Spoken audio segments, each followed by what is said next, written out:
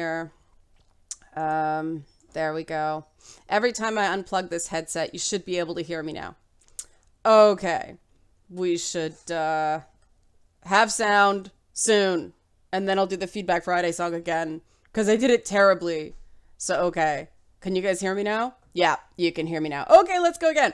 It's Friday, Feedback Friday, the feedbackiest day of the week. Ha! I'm still way out of key. That usually means I'm getting sick.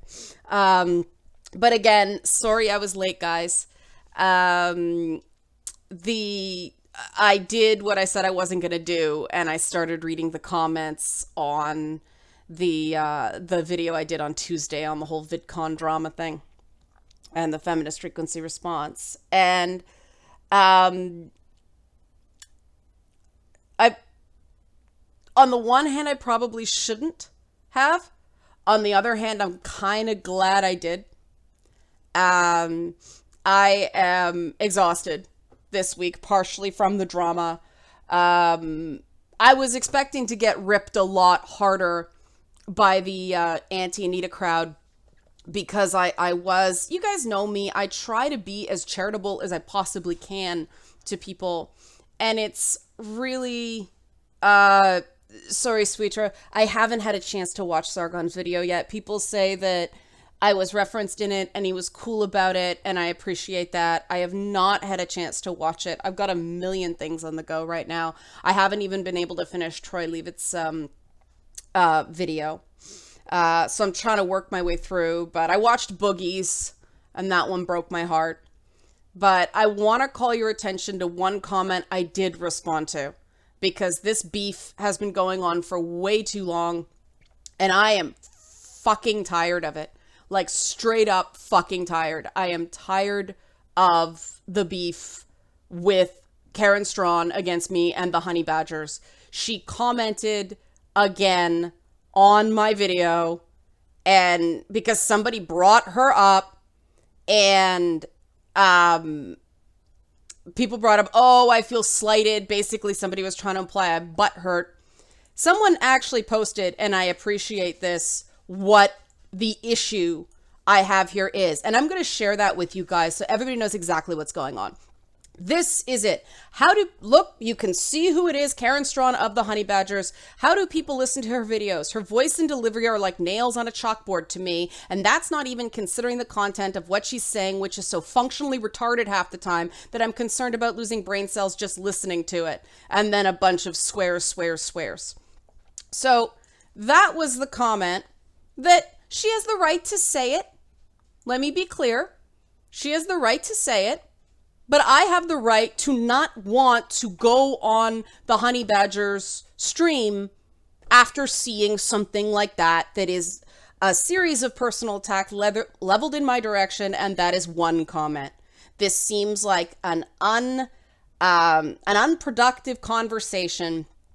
And then Karen responded to this, and here's her words, because I am so sick of this that I just want to make my viewpoint very clear for everybody here so people can stop poking at this scab. Stop picking the scab, please, people.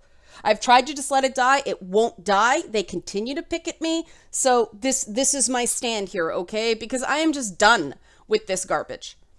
You see here, right here, she says, thanks for posting that. I have a hard time recalling every word I've ever said on the internet and was wondering, and I can see how she'd be pissed about that. My comments were pretty harsh. Pretty harsh? They were downright below the belt. In my defense, her arguments were poor in the vid I was responding to, and I hadn't at that point or since been exposed to a whole lot of arguments of hers that I felt were solid.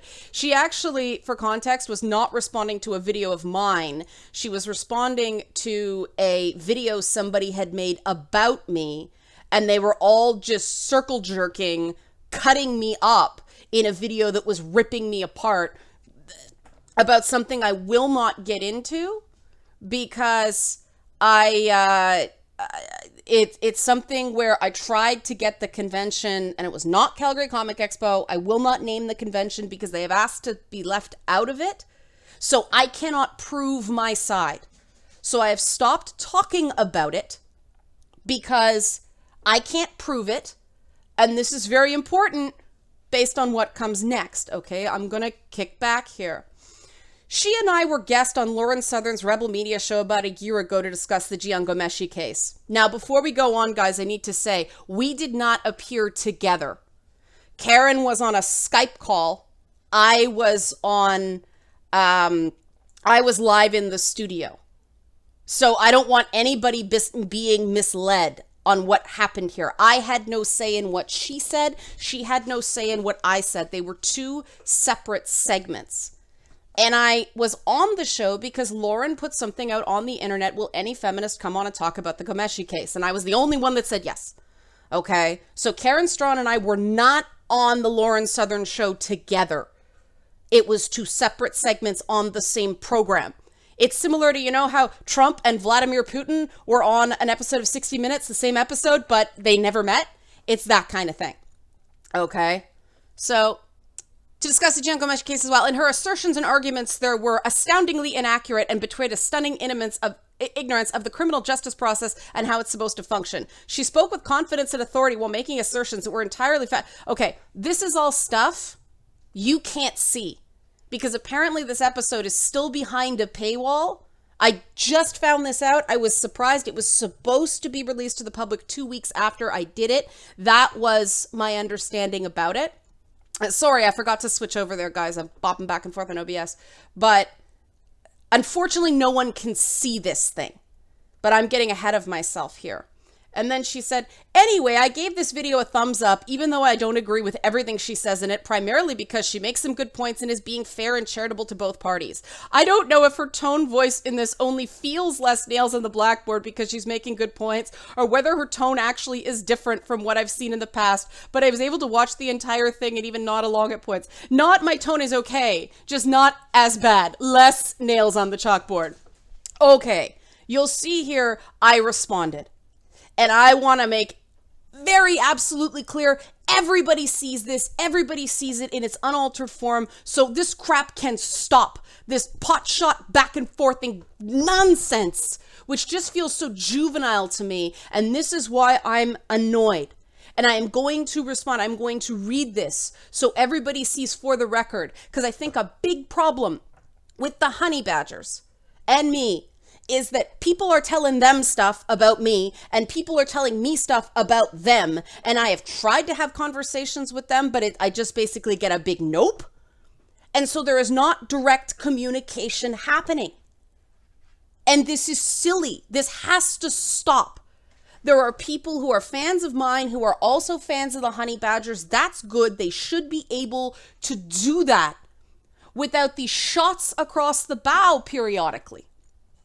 And so here is my response for the record. And you'll see it in writing. I responded directly to her. So nobody can say I'm cross-talking or talking behind her back or sub-whatevering, blah, blah, blah, jingle word there is this week. Okay? This is what I said. Karen, my understanding is that you refused to apologize for those comments in exchange for me coming on a Honey Badger stream. Let's make this bigger. Crap, my keyboard turned off. Wireless keyboard. Okay. Okay, it's not growing. That's weird. Oh, maybe because I'm on the wrong. No. How odd. There we go. Okay. Karen, my understanding is that you refused to apologize for those comments in exchange for me coming on a Honey Badger stream. The rumor was then spread that I just refused, not because my conditions were not met, but that I just wasn't interested in. I don't know who did it, but those rumors were false. I was more than willing to talk to you as long as it seemed like you were approaching it in good faith. That was the purpose of the apology. I didn't get it. Allison told me I would not be getting it, and so I didn't think any ensuing conversation would be productive for obvious reasons. I still think you cross the line when you attack a person's characteristics which they cannot control. And you've said some other choice things about me that weren't just harsh. They were assumptions about my motivations that you could not possibly know. And your proof of your assertions was essentially layman's psychoanalysis. Extraordinary claims require extraordinary evidence, and your opinion is not evidence. If I've been given incorrect information by some of the other badgers, I apologize. I'm only going by what I've been told. This has been the core of your beef with me from the time you made those original statements. You only directly got one side of the story, the side that was in opposition to me. That's hardly an unbiased lens with which to view the situation. By behaving the way you did, you poisoned the waters against further productive conversation. There are others I can talk to about these issues that don't behave as you did, and it's unfair to them to give you my time when you can't even treat me with basic benefit of doubt. If you can't stick to facts and debate opinions instead of attacking my ideas as functionally retarded and making comments about my voice like some grade school bully, there's no foundation for a discussion. Typoed there, sorry. You guys are rough on me, fine. You are ideologically opposed to some things I believe in, also fine. But personal attacks have no place, especially since your opinions are being informed by false information by third parties who are not telling you the truth. Believe me, don't believe me, I don't care. Your opinion doesn't matter to me because you resorted to name calling. But I'm not going to continue this asymmetrical debate with you taking pot shots at me whenever you feel like blowing off steam. You believe you're my intellectual superior? Prove it. Don't resort to petty insults and cheap personal attacks. And since that Lauren Southern episode is still behind a paywall, people can't see it for themselves. They have to take your word regarding what I said, and you're hardly an impartial judge. You're somewhat misrepresenting the nuance and context of what I was saying, which was that demands by activists for additional advocacy for victims would be redundant. The Crown is pursuing charges on behalf of the accuser. The accuser should not need protection from the Crown. I don't understand why you're picking a fight here. I believe the right verdict was reached based on how the case was tried. There's no disagreement between us here, yet you're making it sound like there is by throwing out a reference with very little context. Furthermore, you could give me credit for going there at all and trying to have a discussion. I was the only feminist who responded to Lauren and agreed to do her program. I appreciate you liking my fair and charitable approach. How about adopting an approach like that yourself to a greater degree? As it stands, there's really no motivation for me in trying to engage you. You'll just find something to attack. Again, that's no basis for a discussion. For the record, I'm not pissed. You're just making yourself a waste of my time because of the way you choose to approach me on these issues. You're clearly a very smart person. I think you have an interesting point of view even when I disagree, which is often. There is room online for all kinds of ideas, so I'm asking you, respectfully, you elevate your approach where I'm concerned and stop creating needless drama. If you want to talk to me, you don't have to leave comments. The honey badgers have my email address. All you have to do is be accountable for your prior over-the-line behavior and give some sign that you have an open mind where I'm concerned. Your periodic forced attacks on me don't send that message. Thanks in advance. Okay, for the record, there it is. What I said. Okay? That is what I said. So now if anybody comes and says, I did this or I did that, you guys have evidence that I made the attempt to at least appeal to her better angels. Okay? Because there's too much of this faction, this RVR fighting. And yeah, Sunbro, you know what? It's totally cool that you like both of us. Okay? It's cool. If you want to watch their content and you want to watch my content and you want to watch Sargod's content and you want to watch Tropes versus Women and all that stuff, that is great. People should not feel emotionally coerced into avoiding content due to thought crimes. Okay? And so I felt like I needed to address this because this has gone on far enough. And I don't like constantly getting dragged into this. I don't want to do this anymore. I am sick of this. And Johnson, I have been ignoring them for years. Okay? But there are so many fan bases in common. There are so many discussion points in common that I don't think it's fair for people who want to consume both sets of content, who want to get this point of view and then this point of view and decide for themselves, are stuck in the middle of this stuff. And I want it to be very clear that I did try to come to a compromise with the honey badgers. It just didn't work out. And that is fine. I am not compelled to do anybody's stream. No one is compelled to be nice to me. But I'm not going to play this game and, you know, I don't want to be that above it all, oh, rarefied air, oh, safe space kind of person. No, I will, you know, Karen Strawn paid me a compliment there. Even though it was after a whole bunch of renewed insults, she did pay me a compliment. So for people who don't know, somebody is asking in the chat, the Honey Badgers are a men's rights activist group, a mostly female men's rights activist group, as I understand. And they are part of a contingent that insists on calling me a liar because I have made mistakes, honest mistakes in the past. And it's one of these things where they insist I'm lying. They provide no real evidence except someone says I lied. And now the expectation is I have to prove I didn't lie. Well, no, the requirement to proof is on the accuser. So I'd like this to stop. Thank you. And this is one of these things where, because of this whole Sargon and Anita thing, and I don't want to make it sound like it was all bad. It's funny because the people who were complimentary seemed to go to Twitter to give me the message, to say thanks for being reasonable. I mean, Mundane Matt shared it. Razor Fist, I could be wrong, referenced something I said. Sargon apparently mentioned me in his video. As I said, I haven't seen it, but this is all really good. Like, this is good. These are people who we obviously do not agree, but you know what? I don't think we need to, you know, as long as we can keep it in bounds, right? And recognize that I have my opinion and they have your opinion. They have their opinion. Sorry, I'm really tired, guys. I'm dropping words. I do that. And yes, people cannot give the benefit of the doubt as much as I do.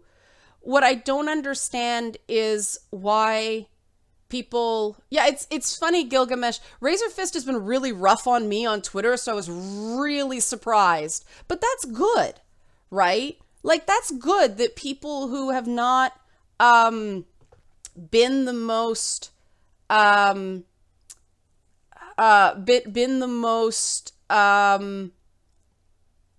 charitable to me in the past, I think that's good. That they're like, all right, she's being reasonable here. She's being fair.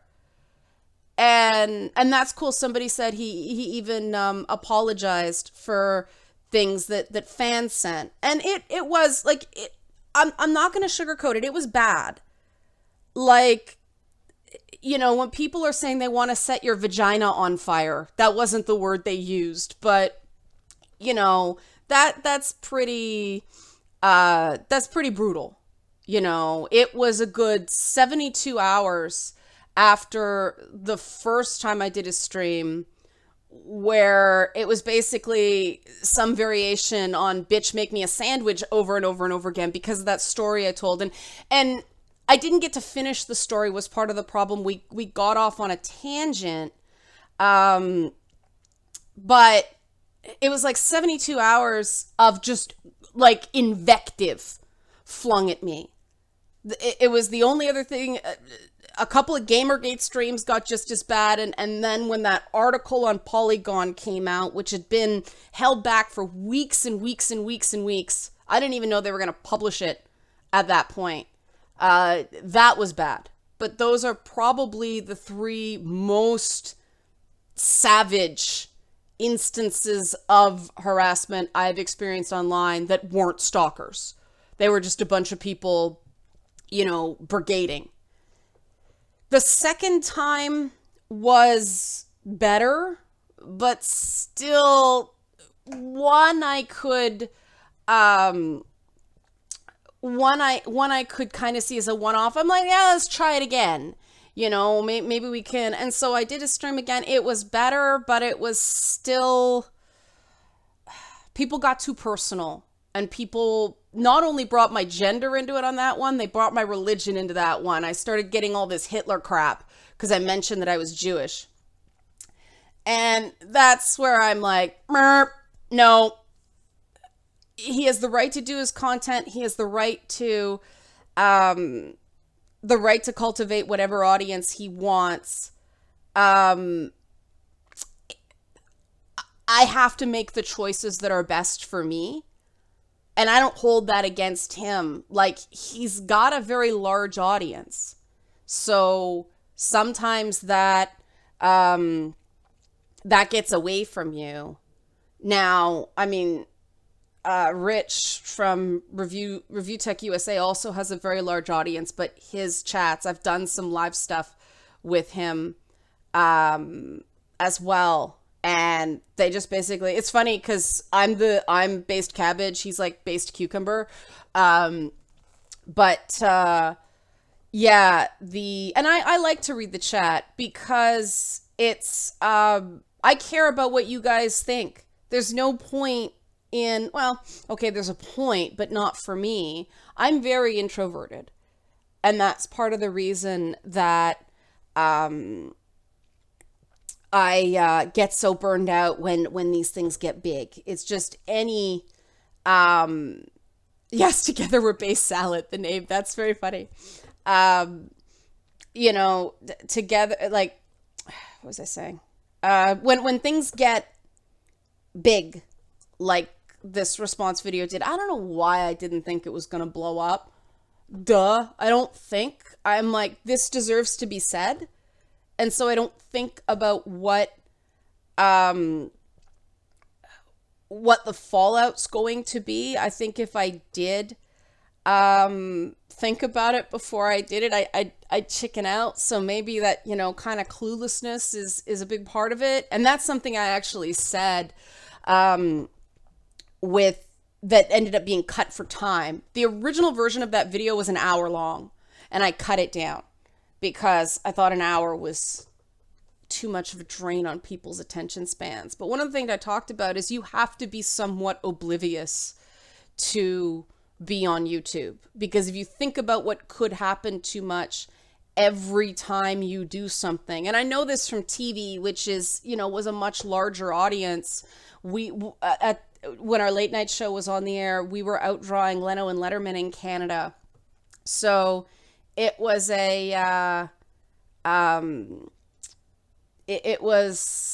it got real. And that, I think, is part of the reason why I have such a different perspective on this whole harassment thing than other people do. Because when I worked in music programming, we'd get, bubble lettered posters from 14-year-old girls telling us to die because we insulted their favorite boy band. My first experience with that kind of violent threat harassment was from teenage girls. So my point of reference, and then I was in talk radio, and it was the women that hated me there too, because it was a conservative talk radio station, and they didn't think I was nice enough to my husband. So I have a very different perspective on, and yeah, somebody brought up the boogie thing in the chat, and I just that video broke my heart. And I sent Boogie a tweet about it. I understand if he doesn't want to talk about it publicly, but oh man, I felt so many feels for Boogie in that video. The part where I actually got a lump in my throat was that he was trying to get along. And if for people don't know, Boogie made a video about this run-in he had with Anita Sarkeesian run-in. It was really okay. Pause. Question: do you think teen girls could attack if you met them in real life? I have been assaulted. Simple assault, not sexual assault. I have been assaulted 5 different times while working in crowds.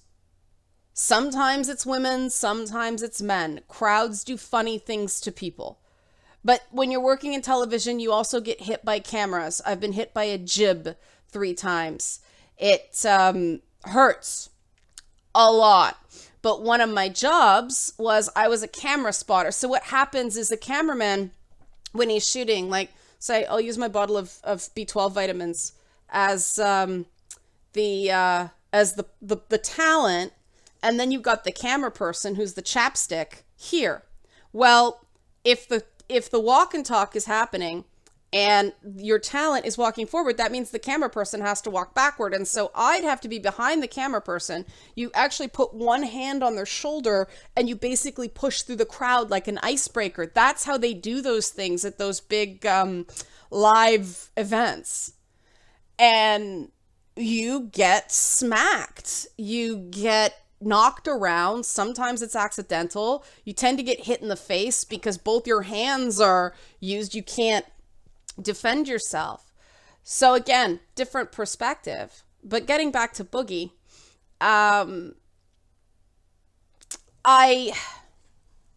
he is such a sweetheart.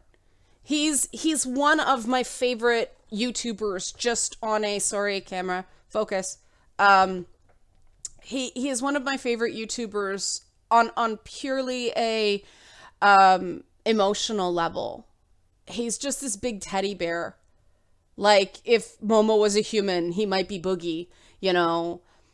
And I can relate to wanting to do your part and agreeing to do a panel and then stressing about it because of who's on it. I tried to do a few Gamergate panels at conventions, and the stipulation was always, I do it myself. I present my findings. I will take questions from the audience, but I do not want fellow panelists if I do not know who they are. And of course, I'd show up and there'd be 3 other people. None of them were involved. None of them had direct information. They just wanted the panelist badge. So there had to be a set number of panelists, and somebody went, space. Okay, you can be on this. And I couldn't get like point A to point B. You can't make the connections that people have to understand why Gamergate happened. And so after 2 or 3 of those, I just said, I'm not doing them anymore. It's just not worth it. So programmers do get really clueless about things. And that comment, somebody brought it up in chat, but that thing where Boogie, he was trying so hard about, you know, he has cis straight white male privilege and all that stuff. And I was like, the fact that anybody feels the need to say that on a panel about cyber harassment, and I think his point was the complete opposite to what Anita was saying it was. She attacked him for saying, you know, this isn't I forget exactly what it was. It's not a social justice issue. It's a human rights issue, which is kind of the same thing, or it's not a women's issue. It's a human rights issue or something like that, because Boogie was saying he's all these things that are supposed to be privileged and he still takes so much shit. But she apparently said something was fucking stupid or something like that, that he did it deliberately in the last minutes of a panel because she wouldn't be able to respond. And my first thought when he said that was, well, if you're mad at that, Anita, be mad at the moderator, because that's the moderator's job to make sure everybody gets in what they want to say. And if somebody says something objectionable and you feel like you need to respond, cut in. You have the power, but instead she just sat there fuming and then swore at him behind the scenes, apparently, according to him. Yeah, really fucking uncool. That's right. And I'm like, what?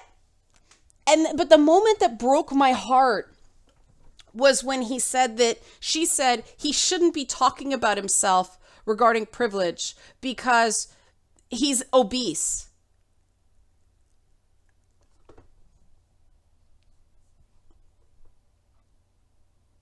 Just thanks for pointing that out, lady. Like, you think he doesn't know that?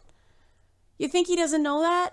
And that's, I mean, that is not intersectionalism. Intersectionalism is intersecting relationships with privilege. So what he said about being white and being cisgendered and being male and all that stuff, all that is still true. All that is still true. That doesn't get negated because I don't even like saying it. Like,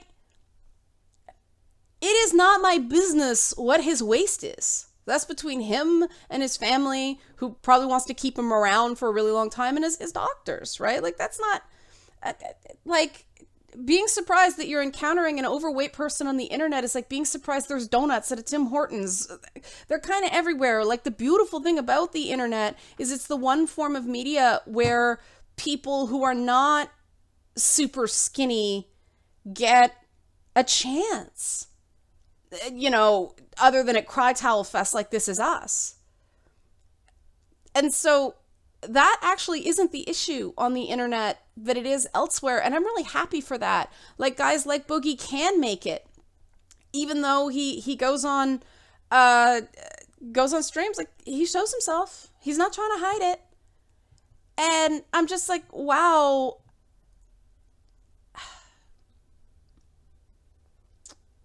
How do I put this? I'm trying to be very careful. That's one of those things you bring up you don't bring up. You wait for the other person to bring it up. She shouldn't throw it in his face that he's not skinny. It's not up to her to tell him how to feel about his situation. That's counter to intersectionalism. That's classic class-based structure. That is actually something, a structure from like the 1960s, 70s, before intersectionalism kind of overcame it. Like, she's arguing it where, you know, more like the Betty Friedan model, where you can be a rich housewife, you can be a poor housewife. The feminine mystique assumes that both extremes of the middle class have essentially the same problems because they're all housewives. You know, that approach is like, well, you're fat, so you have the same problems as every other fat person. Well, not true. You know, that's not the case. I mean, I'm pretty sure that, you know, Chris Farley didn't have the same problems. His problem was drugs. But you can't say that every overweight person interacts with their weight the same way. Some people may experience intense body shaming. Other people may live in parts of the US where that's normal. I've been to those places. Like, I've been there, and we're sitting there, and we're having a barbecue and everything like that, and somebody will say, "Hi, Ghosty." Somebody will go, you know, "Oh, you're tiny." And I'm like, what, you know, don't forget, I interviewed celebrities for a living, and all female celebrities are like 5'3" and under to make the guys look taller. And often they cast the guy and then cast the female love interest based on height as well as other things. That's why Nicole Kidman got distinctly different roles, because she's so freaking tall. But, you know, that is sort of, oh, wow, I'm the same person, right? I'm the same size and shape, but I'm 5'7" and shrinking. We all shrink. But, you know, it's too short for runway modeling. That's why I got into pinup, because I did, you know, modeling stuff in high school and thought this is kind of fun in a weird way. I like the experience of it, especially from an analytical perspective. I think it's really important to do the thing you're criticizing. It's one thing, you know, talk about gaze theory. It's one thing to sit back and look at an image and say, this is what it says to me. You get a very different perspective when you actually do it. And so I thought I better do these things I'm critiquing to see, you know, what it's actually like. And what I found out is it's a skill. Yeah, the posture thing, Silk Monkey, is the weird hip thing to try to allow the clothing to swing properly. It is weird. It's like this hips out thing. You know, fierce. This is my fierce face. And so I tried that. I liked pinup. I liked the poses. I liked that painful body posture better than the runway. And I was too short for runway. And why does that matter? Because they cut clothes to a certain height and they're not going to hem it for you. You have to fit the clothes. And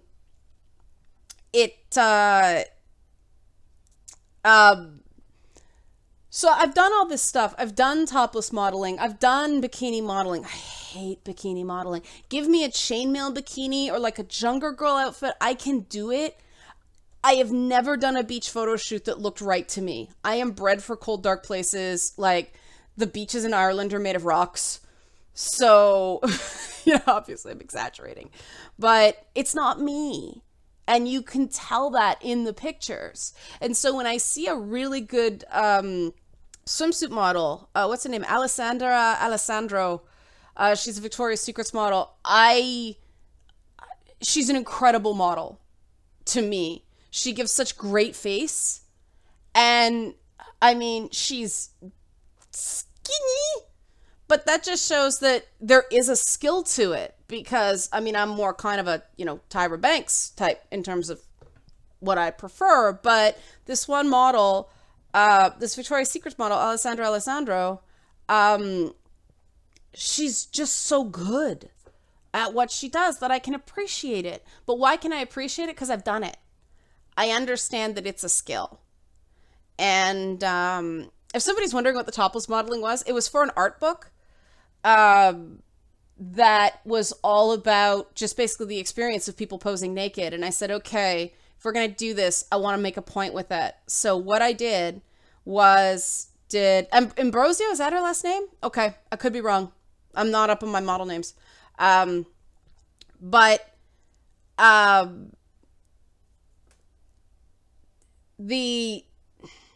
just blanked on what I was saying. Oh yeah, the book. It's two side-by-side images and totally unretouched. I wanted to show how much hair and makeup and body bronzer and contouring and all that stuff does for photos, even without Photoshop. And so I did one properly, like the fake tan and everything like that. And then I did another one not standing properly, not nice, like I think they were Winnie the Pooh underwears. Not standing properly, and people thought, bye Anthony, people thought it was two different people. They thought it was two pictures of sisters, instead of the same person. And then what the thing is, the photographer put, no, look, it's the same person. It's an identical appendectomy scar. And my whole point was there's no clothes to dissuade you here other than a pair of undies, because it was topless, it wasn't naked. But you know, there's no other things. There's no set, nothing, anything like that. It's the exact same person, but, you know, radically different.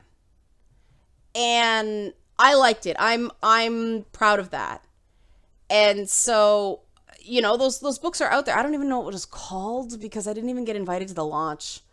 But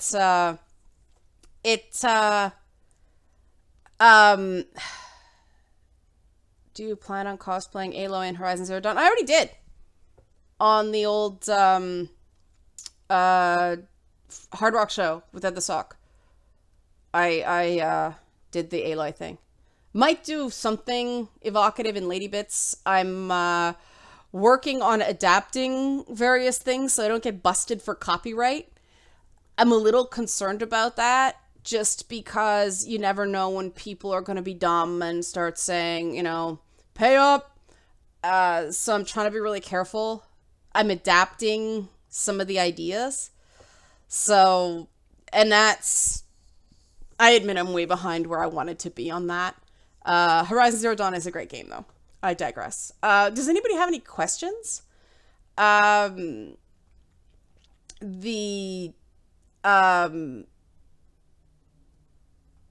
alloy, as in the metal alloy. It's like alloy. It makes sense when you play the game. Don't prejudge it. I figured out what was going on with the story very early on. What's next on the Lady Bits front is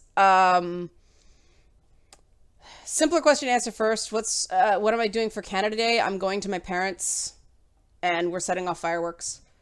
But what's next for Lady Bits is I have to basically start writing it. And it actually seems like the feedback from the community is going to be the thrust of the show. I was going to do interviews and like expert opinion and everything like that. But the more I get the feedback, the more I think that the really important thing that this program's going to do is actually show the industry what the opinions of gamers are. And the nice thing about this test group is these are people who care about the issue enough to put money down. And so it's not just like, oh, they don't really play games, or, oh, it's not really that, or, oh, whatever. I think that's important to show. And so the more the feedback comes in, I'm like, man, this is 25 minutes right here, 25 minutes, a half hour. I feel like I'm kind of giving short shrift if I bring in too many guests. It'll be like one-liners from people more than anything. And a lot of people don't want to come on camera because they're afraid they're going to get fired. I've been getting that a lot. So I've been getting anonymous surveys. I guess the next big thing is going to be, I've already done kind of a survey distribution of female game developers and got their perspective. Now I want to do a survey of male game developers and see their opinions on the issue, because I realize that's part of it. Men tend to get blamed for things, but it's not. What I'm discovering is it's significantly more complicated than that. And that brings me to the next question. Why did sex negative feminism gain popularity, in my opinion? This is going to be kind of counterintuitive.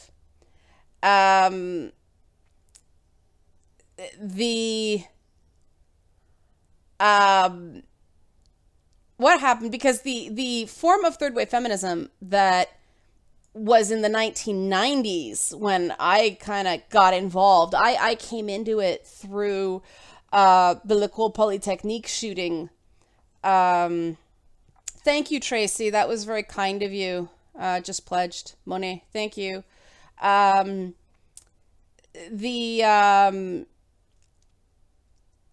I self-censoring out of fear for the feminist frequency retaliation? No, they've already retaliated. They've done everything they can do to me.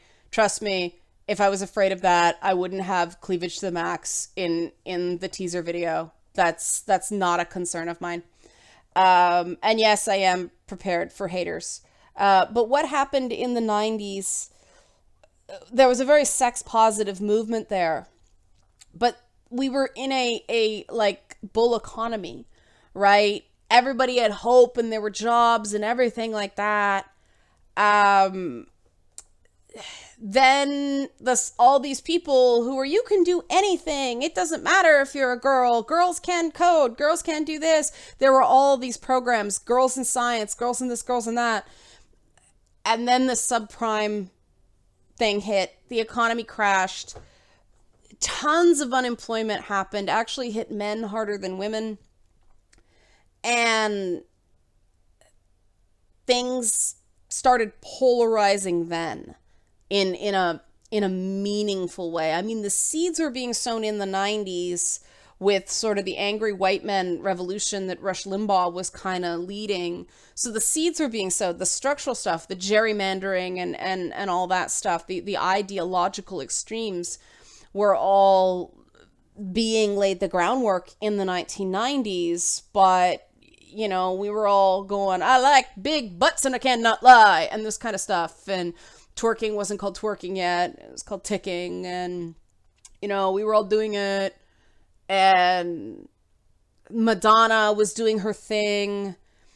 And it just, people got bitter and people got jaded. And I think a lot of these young adult women were like, I've been lied to, or I'm a failure. Which would you rather choose? I think a lot of people chose, no, the system is against me. And there's a lot of shame. I've gone through it. When you put yourself out there physically, when you decide to be seen. Deciding to be seen is a big thing for a woman because it's something you're not supposed to do on multiple fronts. I talked about this in the Tuesday video a bit, about how women being in the public sphere is a fairly new thing. And I'm talking like, you know, in Elizabethan times, you didn't see it. I mean, that was the thing that Assassin's Creed Syndicate took shit for, not enough women and minorities on the streets. But the point the developers made was they weren't on the streets. We put them in where we could, but, you know, up until even the 1960s, I mean, World War II changed things because women came out into the working world. But And I'm talking exclusively Western culture. It is very different in other places around the world. I'm talking about what created our media culture and our expectations, the stories we tell. But until, you know, that same period, things really started getting normalized. The 80s, it was still new. The 90s, it started normalizing. So the idea that you are going to put yourself out there and be willing to be criticized and be willing to be seen, be willing to take up space, exist, make noise. These are all things that are profoundly unfeminine in a traditional sense. The woman's place is in the home, traditionally. You're supposed to nurture others. You're not supposed to have ambition.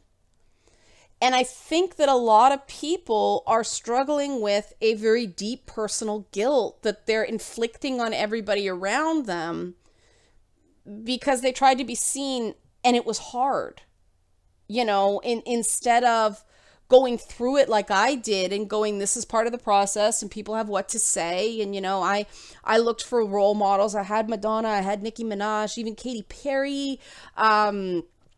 You know, I was fortunate enough to see pop stars go through the grinder. People like Christina Aguilera, Nelly Furtado, and Hilary Duff. And all three of them were quite cool to me. So we were able to talk about that sort of overwhelmingness. Avril Lavigne, 2 years. They get chewed up and they go through a really dark time and they either come through it or their career's done. And I had those connections to women who did it. So I didn't quit, right? Other people just quit. And we're like, that way lies the devil, you know? And I think that's where the sex negativity came from. I think instead of recognizing that, no, yeah, the woods are scary. If there's enemies attacking you, you're going the right way. I mean, I think gaming definitely affected my perspective that way. The fact that I have been a gamer since I was 3 and kind of have that mentality of, well, you failed the level, do it again. You failed the level, do it again. That's why I don't like it when people make fun of people online for dying while they're playing. Dying is a mechanic. The developers wouldn't let you die if they didn't want that to be part of the process, right? But it's that you screw up, you do it. You screw up, you do it. You screw up, you get it right. Hey, I'm still not good at blocking in fighting games. Better at combo breakers than I used to be, which is weird because it's the same, you know, the block, you have to tap block at the right time. But, you know, I had that example. Now imagine if I didn't grow up playing video games as the norm. You know, I didn't play the original Resident Evil with those cursed save tapes and played things like Battletoads and that were hard games. I'd have a very different perspective. You know, get good probably saved my sense of self in the last 5 years or so. 'Cause if you don't have that, you quit. It's get good or go home. You know, that's why the tagline for Lady Bits has unintentionally become well-behaved women seldom get good. which is going to either be on the shirt or the patch. I think it was the shirt. But that's my thought about where the sex neg thing came from. And then somebody asked, what was the origin of me being called literally the devil? That's from the leaked chat logs that came out, that whole crash override network thing. I won't name names, but one person in that group called me literally the devil. People can spread it among yourself. I just don't want that in a video. One person called me bad for women. Another person called me literally the devil. And I kind of went, literally the devil, not figuratively the devil. And I thought that was really funny because traditionally, you know what they've said about redheads, right? And here's these social justice types invoking an ancient, like, dark ages stereotype that gingerphobia is a thing. It's crazy the liberties people think they can take. Red in the head means fire in the bed. You know, I'm not allowed to get angry. Oh, there's that fiery temper. Oh, why don't you fuck off? Now I actually am mad. You know?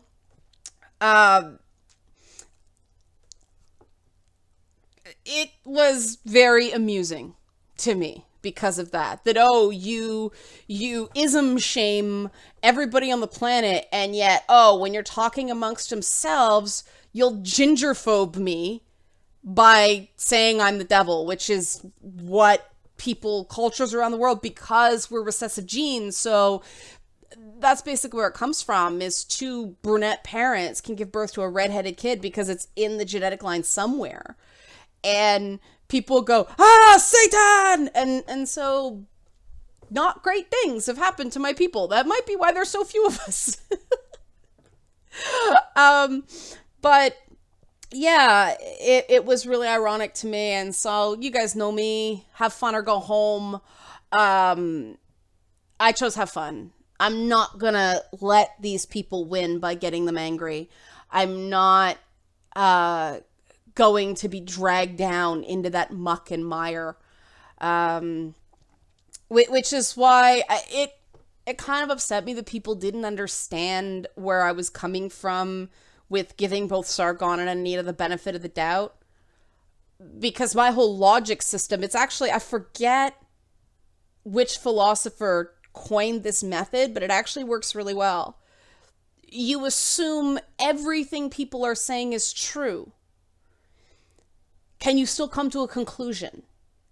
And if someone is still in the wrong based on their own version of events, then you don't have to accuse them of lying. You don't need to. You can critique their words and behaviors based on what's readily available. You don't have to make any assertions one way or the other. And that's what I was doing. I was giving Anita Sarkeesian the benefit of the doubt as someone who has been there. And I have had people show up and do those sort of silent protests at my panels. People come in there and they sit there like this. And they sit in the front row or 2 rows back. They sit in the 3rd row on the aisle, the center aisle, and they sit there. I remember I was doing a panel at San Diego Comic-Con about Steve Ditko, of all things. I'm a big Steve Ditko fan. And a guy came in and did and come question period, he got into it with me, and it was like 6 or 7 back and forth. It just hijacked the whole thing because the moderator didn't step in, but he was just busting my balls. And I'm up there going, and it's like, and he knew about me online and was busting my balls because I was a feminist. Didn't have anything to do with Ditko. Just wanted to argue. And inside I'm going, but you can't let it show. If panels are optional, you don't have to be there. And you guys have seen me. I mean, I did break down in a stream once because it was like, it felt like 10 on 1. It was, I think there were 4 or 5 people in reality, but they were all coming at me about something. And I couldn't answer one person's question before 2 or 3 others chimed in. And they were going after I remember the thing that got me was people were criticizing my husband and going after his appearance. And he had nothing to do with it. He's only a casual gamer. He only plays games with me. You know, he shouldn't have been brought into the whole Gamergate debacle, but people went after him, and I broke down. I started crying in the stream. And I took so much shit for that. And like, people made fun of me. People said I was faking. I was doing it for drama. Crocodile tears, that whole thing. Like, it was somehow a deliberate act. And I was mortified. I was so embarrassed that I lost control. And so I know it can happen. But I recognize to myself that I have to stop. That was one of the reasons I stopped doing streams. People made the point to me that they were having diminishing returns, that people weren't appreciating that I was making myself available. We have to start screening appearances more. But I was so embarrassed. That was one of those, I just want to quit right now. I just want to not do this anymore.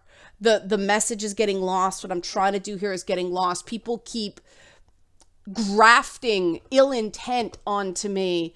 Not, they don't know what's in my heart, but they sure seem so sure. And I don't want to do that to another person. I don't have to. I can disagree with what Anita Sarkeesian does. I can challenge her, and I challenge Sargon too. I think it's just that most of the outrage warrior types have me blocked, so they don't engage me saying I went too easy on him. But I don't do that kind of thing for the person I'm criticizing. I do that for me. I do that because I'm treating people the way I want to be treated. And I can't say, I don't think we should do this if I'm not extending the courtesy to other people. So this is what I do to make the stinging, scathing criticisms other people have of me hurt less. Because I know there's another way. I know it is possible to be more respectful. And so because I expect more of myself, I feel justified in expecting more of other people. I'm consistent. Hope that makes sense. So moving on.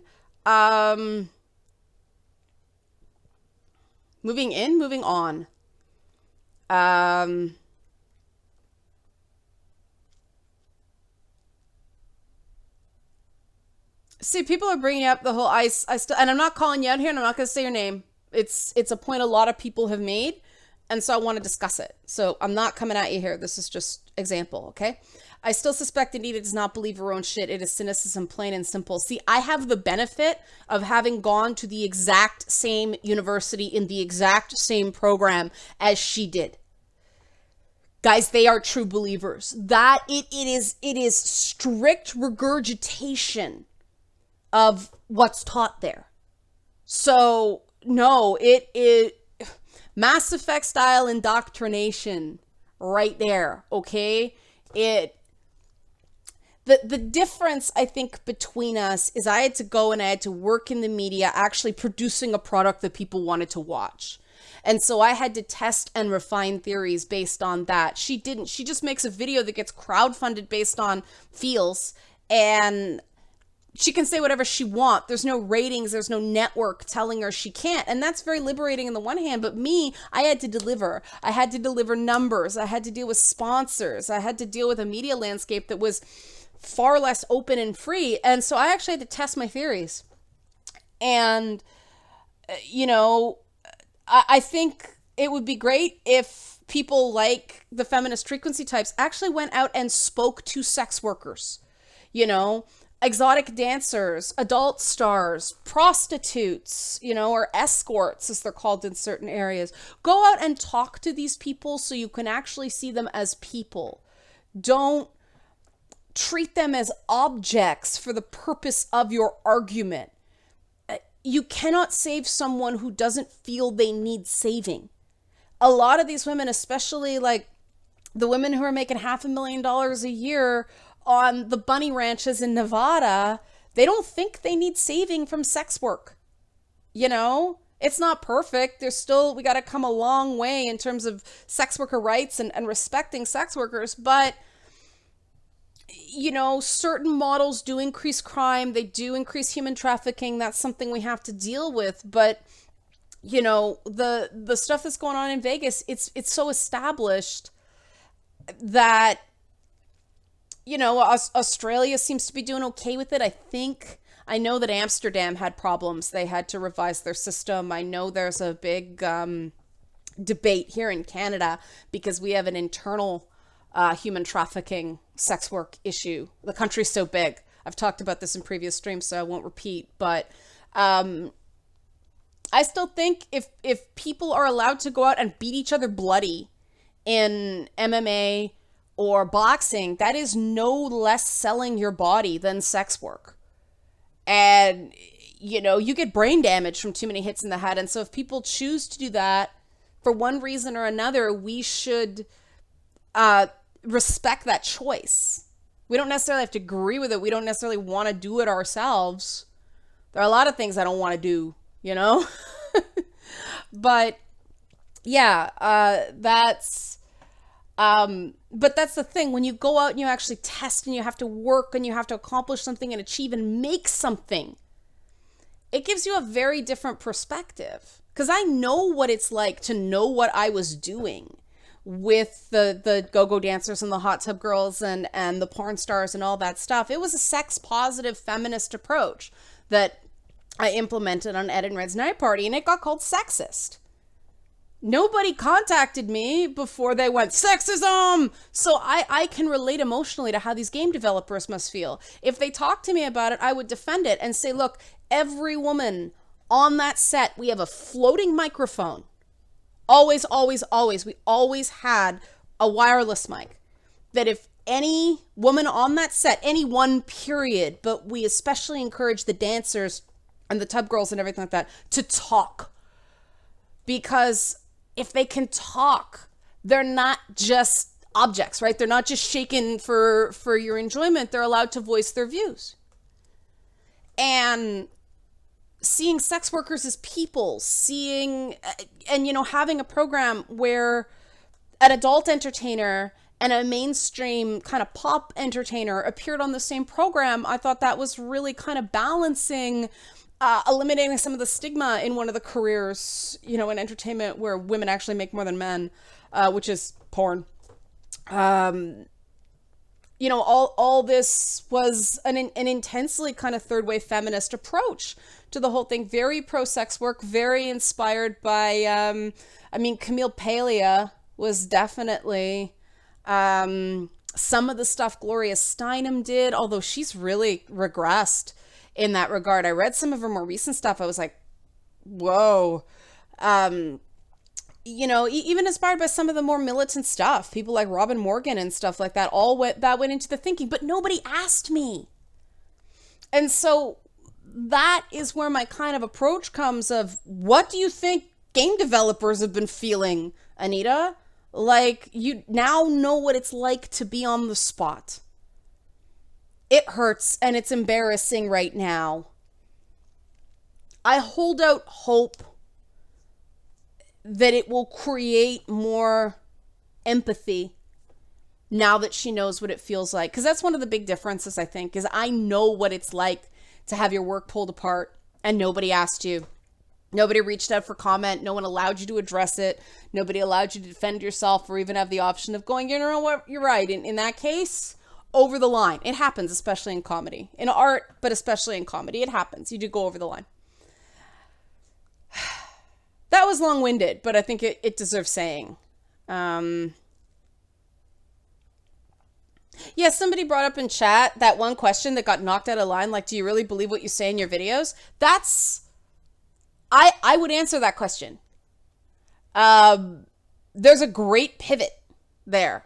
I don't think that question was, it was not nice, but one of the things I don't like is, I've encountered this. I do an AMA or something like that, and I answer all the questions. Or if I can't answer a question because of privacy concerns, I'll explain that.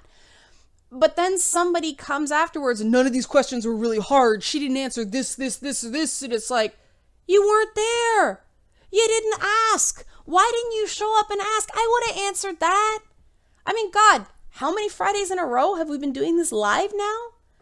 And some people I do get pissed off at because they're leading questions that are the equivalent of, when did you stop beating your wife? There's no way to answer those questions in a way that's not incriminating. But I will have that discussion with the person, you know? So that's where I'm at there.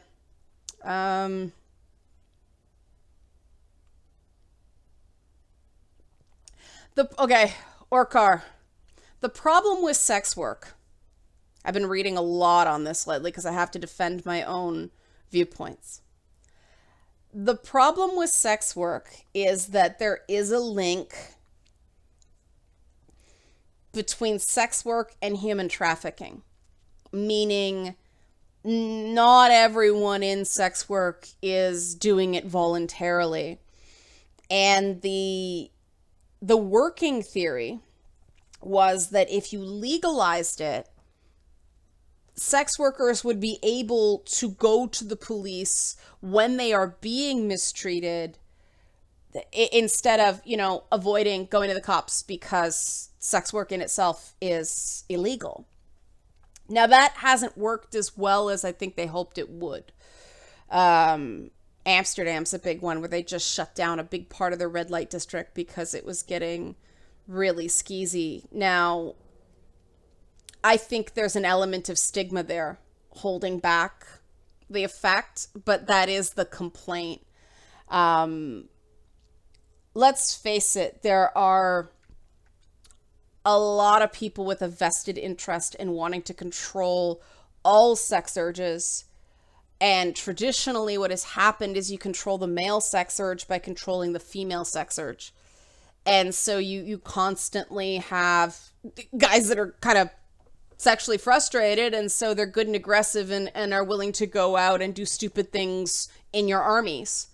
I mean, that has been part of it post Roman and Greek Empire. The reason they encouraged, forget what they called the actual term, but male-male sexual relations within certain militaries was because they figured out that the local, I think it was Gaulish prostitutes, they were deliberately sending in the ones with venereal diseases to weaken the armies.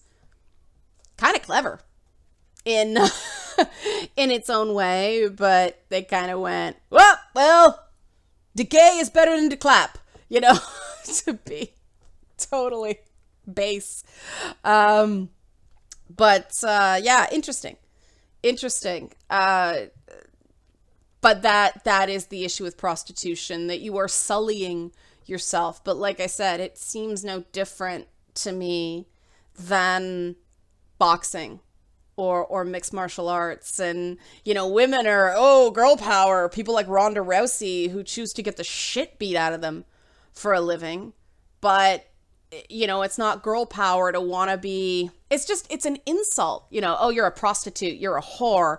Whore is used to be leveled at a woman every time she does something sexually somebody doesn't like. And it's hard to stop those words. Very hard, and it does hold women back because it's this sex selective education that Betty Friedan talked about that really does take up a lot of processing power in the brain. You guys know computer stuff. You know what happens when too many programs are running in the background. It slows stuff down.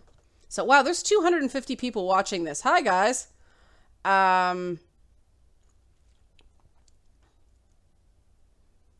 See, it's funny. People are like, Leanna for PM, Leanna for president. I could not run for office. There are too many smutty pictures of me out there. And everyone's like, no, you're wrong. There's this one porn star somewhere that ran for office or whatever. If you read Al Franken's book, he talks about what he calls the pornorama controversy. He wrote a satirical article for Playboy magazine once, and it was used as oppo research against him, almost cost him the election because he wouldn't apologize for it. He wouldn't apologize for writing comedy in a legitimate legal publication. And that was the correct thing to do in politics. And he says, you know, if I'm going to apologize for a joke, I'm going to have to apologize for 35 years of my life, because that's how long he was on Saturday Night Live as a writer. And I'm in the same position. I'm not sorry I did what I did. I'm not sorry there are pictures of me in a chainmail bikini, in a jungle girl bikini, and, you know, with suggestively positioned spears and things like that. I'm not sorry I did all those ass shots, you know, or girly calendars. I did that for a reason. I did that to learn what it was like. That was research. That was first person research. That was gonzo. You know, I'm Hunter S. Thompson with tits on some days. I am not going to apologize for that. And so any career for public office, I would never get through the vetting process. Because I just won't. I won't sell my soul that way. Oh, the NeoGAF thing. Time to Japan. I'm really hesitant to talk about anything involving the pedophilia on a forum like this. It just hits people too hard. I'm not trying to dodge your question. I'm just trying to be sensitive to this. And sorry, guys, the sunlight is coming in. Poor Midna's got the cone of shame over there. That's part of the reason I'm grumpy and didn't sleep especially well, because I don't sleep when they first come back for that. I'm constantly checking every few hours to make sure they don't rip out their stitches even though they've got the cone on. Because Midna, be very careful what you name your cats. Midna is Midna. She got out at the vet. It took them a while to find her. It's like, well, yeah, she was in the Twilight Realm. You couldn't find her. You know, pretty funny. Yosei, I'm not sure if I'm aware of that one. The names are sounding familiar. Orkar says, if I say I don't know what about your chainmail bikini pic should be wrong. I mean, you weren't even nude. It's vanity, isn't it? It's willing to objectify myself. I don't consider it objectification. I consider those photos a story. I'm not an object there. I'm a character.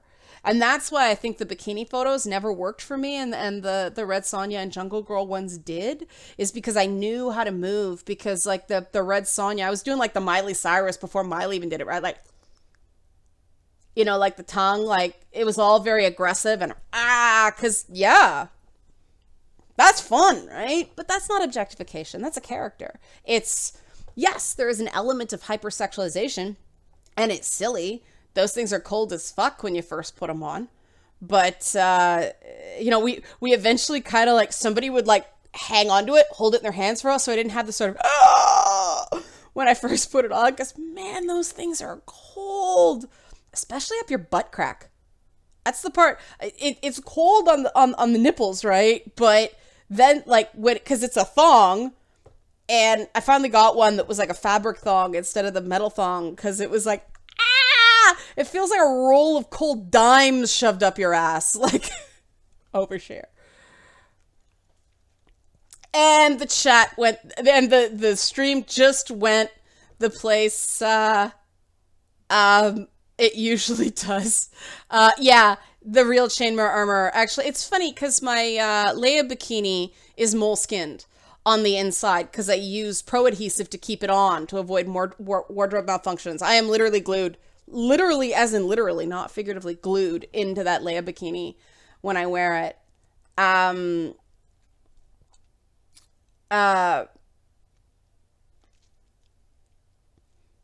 It's funny, Orkar, because, you know, Justin Trudeau kind of broke down those sort of barriers, because there were those videos they used as an attack ad that he was doing a striptease, and it was for charity, and it came out that it was for charity, and we're not quite as bad in Canada, but the problem is his name is Trudeau, and so he can overcome that. I don't come from a political family, and the problem is not the voters. The problem is the parties. I have a friend who, he was the head of the BC Greens. He tried to get vetted as an NDP candidate, and they wanted to censor his Facebook page. Ask him to take down, they wanted him to take down posts that were critical of the party, and he refused, so they wouldn't let him be a candidate. And now, of course, how the worm has turned out there, but yeah, it's tough. Sorry, I've ruined dimes for people.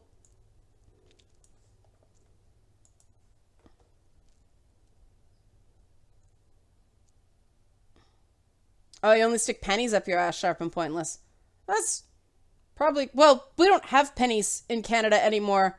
We're supposed to return them. So the smallest... Well, nickels. But nickels are a little big. You want dimes. They're... Headphones. Link to what the headphones are on this chat. I have left it up because people ask every time. It's interesting about the WoW community. See, it's one of those things that well did Chainmail Bikini Odysseus. But the whole bikini plate thing, I think that it should be a choice people could have if they want in games, because it's strictly an aesthetic thing. For people who want to avoid it, fine. For people who don't, they should be able to dress their character any way they want. It's fantasy. I mean, it's kind of weird to me that people would worry about the way a humanoid character was dressing when, can you please show me a Tauren in real life? Like, show me an orc in real life. It's not... What are you guys doing? Sorry, I'm talking to the cats. But it's not reflecting reality. It's actually called fantasy. And that doesn't mean that it's... I'll use The Witcher as an example. I have no problem with the way the sorceresses dress on The Witcher, with the kind of gravity-defying clothes and things like that, because they use glamours. So their outfits, Bayonet is the same way. Their clothes can literally, like, hang there by magic. So that's fine. I did have an issue with Vess's armor because she doesn't have any magic. She's a soldier, and it was out of character. She keeps going, I don't want to be treated any differently than a guy. Honey, you're dressed completely differently. If you don't want to be treated, wear the standard issue uniform. You're dressing to stick out.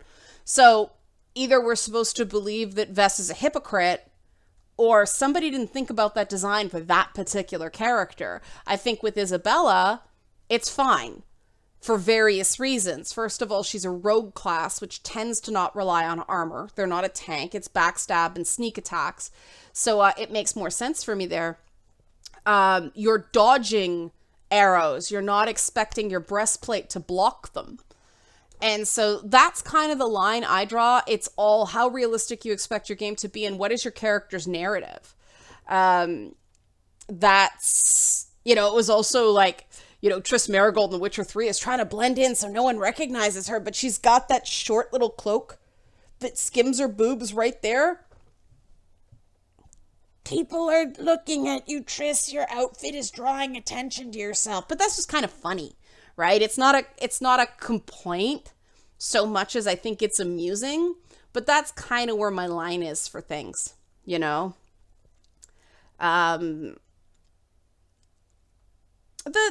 bikini armor came from Valkyries. Oh, Jack, you like Geralt's saggy drawers? Geralt's saggy drawers drive me crazy. Thanks, Socrates. Plate mail high heels for all those female fighters who want to die stylish when their foot gets stuck in the dirt. See, you could put a heel on a character in a game like that. Just make them cavalry. You need a heel, not a spike heel, but you need a heel for the stirrup. In a horse. Okay, Oran, you were the same way I did, eh? That you just couldn't believe that she was hiding in that.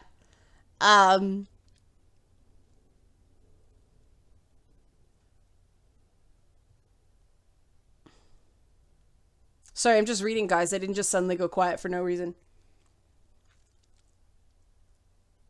Oh yeah, Helen's a huge Geralt fangirl. She likes Witcher conversations. Ashikibara.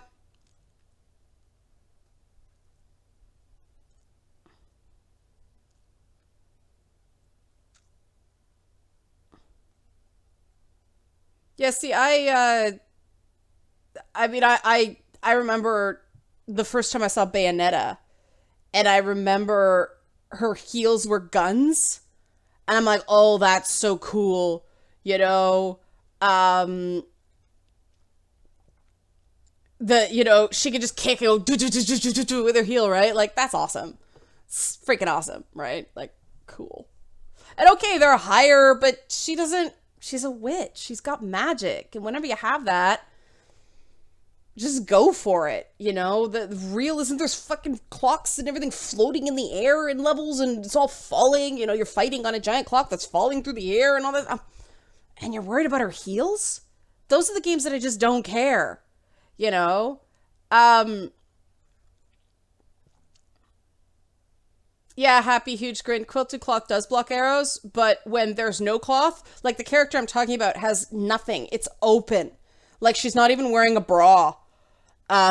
It's like this open shirt, and it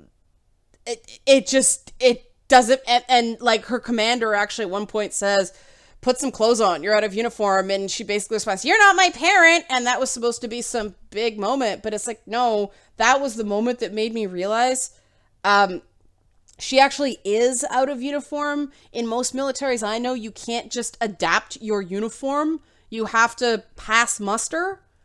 You can't just screw with it that way. So it was insubordination to adapt her uniform that way. But she wants to be treated like all the other guys. It made her come across as a bit of a brat for me, and I didn't like that, because otherwise I thought she was a pretty cool character. Cool design, just didn't make a lot of sense. Whereas Yennefer, just love everything about Yennefer. Yennefer's amazing. But she's one of the most conservatively dressed characters in the whole game.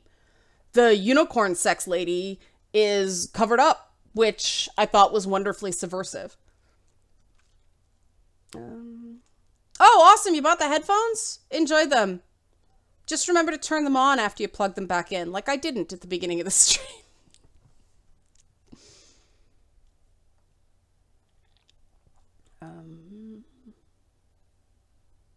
Well, I'm seeing a blue thing, and I keep skipping over. Okay, thank you, The Real Nightmare.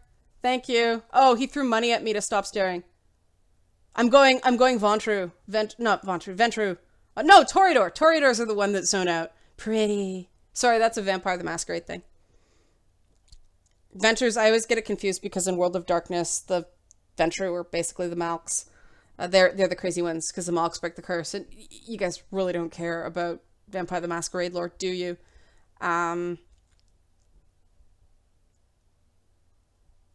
Yes, James, you are right. Originally, high-heeled shoes were for men. They were for male aristocrats. That is absolutely 100% true.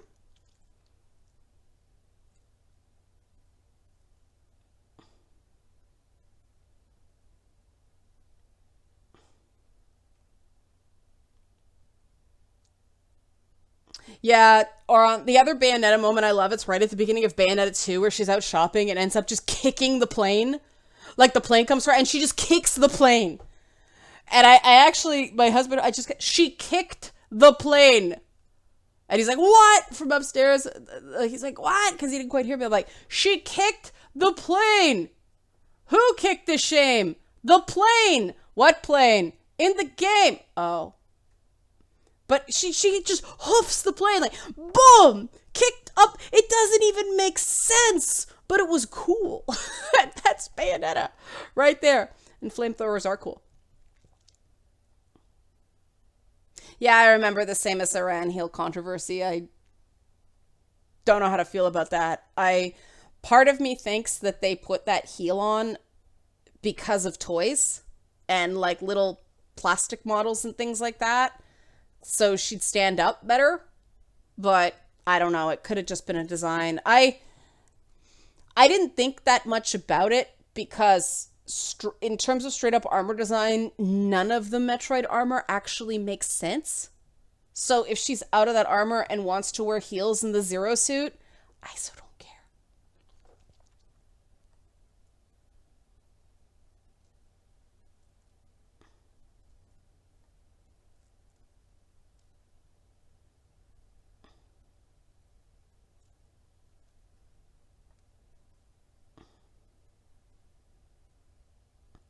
See, Helen, I think it was it King's Quest 6 where there's actually a ruler you encounter who is a pig, and so he makes all the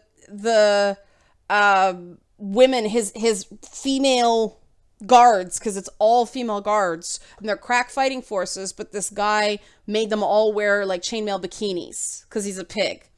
And so, of course, in the game, the guards are all, okay, we'll do our jobs, but they're all secretly kind of plotting against him.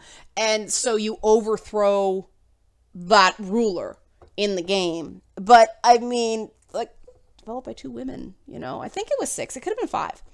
I remember the King Anthony the Ant song in King's Quest 5. My husband hates that song because it gets stuck in your head. You know that one? We're the ants of our King Anthony. We're coming to help King Graham. And it goes on and on and on while they're doing this little march up. And the first time it happened, it's like, what is going on? And then you catch yourself singing that damn song like 5 years later. Was that Absence Makes the Heart Go Yonder?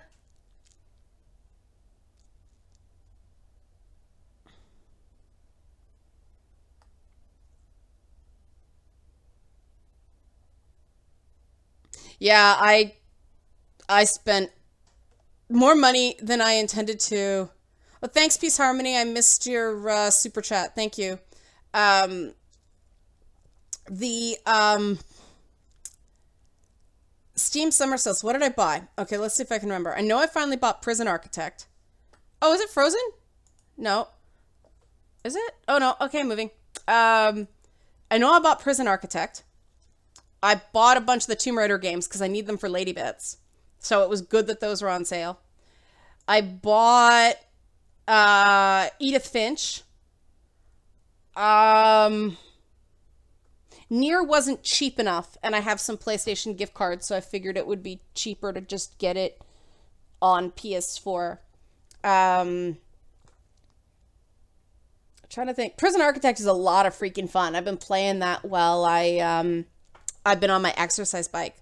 Shadow of War I already own. So, you mean Shadow of Mordor?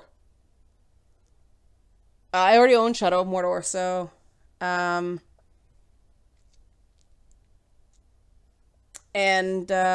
yeah. What else?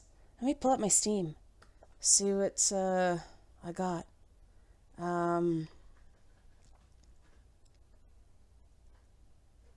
Oh, this isn't going to tell me anything because it all just... I wish there was a purchased tab. Maybe there is. I just don't know where it is.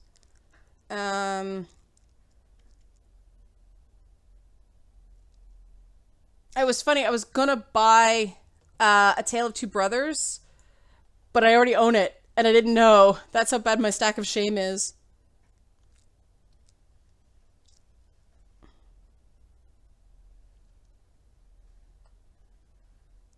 So many games I have not played.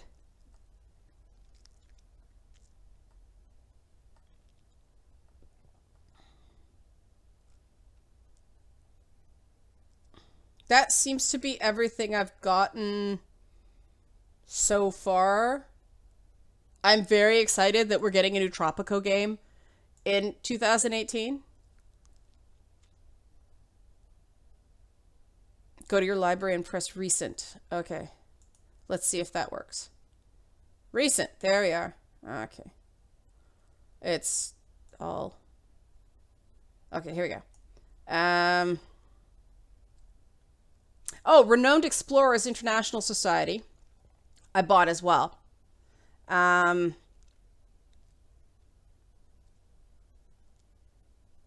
supposed to be stuff it's saying I've played, because I didn't buy Banished at the Steam sale. Yeah, it's mainly a bunch of Tomb Raider games. I had Renowned Explorers on my wish list for when it came down in price. Yeah, so Edith Finch was the one. Edith Finch and Prison Architect were the ones I bought just to buy. Tropico is just... somebody asked what's so great about Tropico. First of all, the music is so cool. Like, I'll stop it and just dance because like it's like merengue. But Patchwork, I play Mortal Kombat and Soul Calibur for fighting games. But the thing that's fun about Tropico, in part, it's the voice acting. Like, it's like, citizens of Tropico sort of thing. You know, it's all very over the top, but then it's an interesting take on a builder game in that kind of in the same way the Overlord games are cool because it's kind of putting you in the realm of a villain, and the campaigns are actually pretty fun because they're silly and you kind of like lose it all and have to flee to a new island and all that stuff. They could flesh it out more than they do, but I still enjoy them. My favorite Soul Calibur game, I do play Just Dance, actually, Mario. My favorite Soul Calibur game is probably 4 or 3.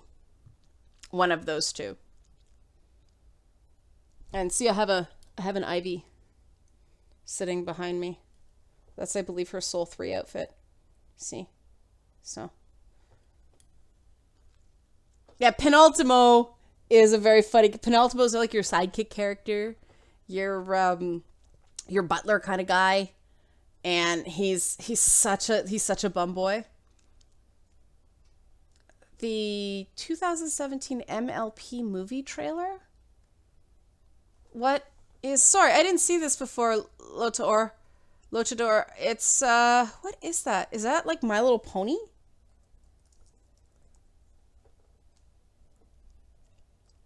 Watch, it's some sports thing or something like that, and I think it's My Little Pony.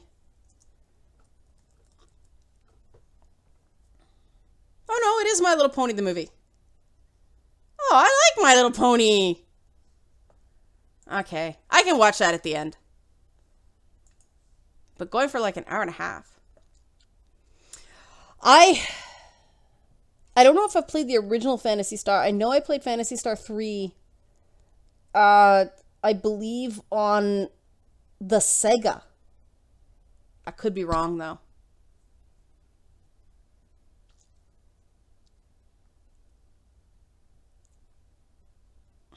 Sega. Thank you, Top Cat's Lair. Remember Me. Do I own Remember Me? Tender Living Care for Cheap. Okay. Do I own Remember Me? That's one of those games like, oh yeah, I heard of that thing, but I don't remember what it is. I don't remember Me. Okay, I don't own it. That's why. So I will make a note of that. Store.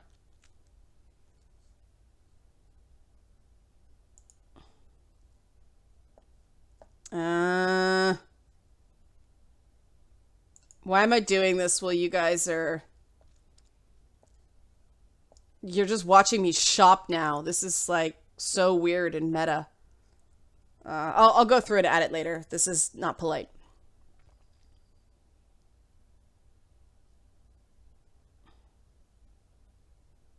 I used to play Dead or Alive, like the actual fighting game on the Dreamcast too.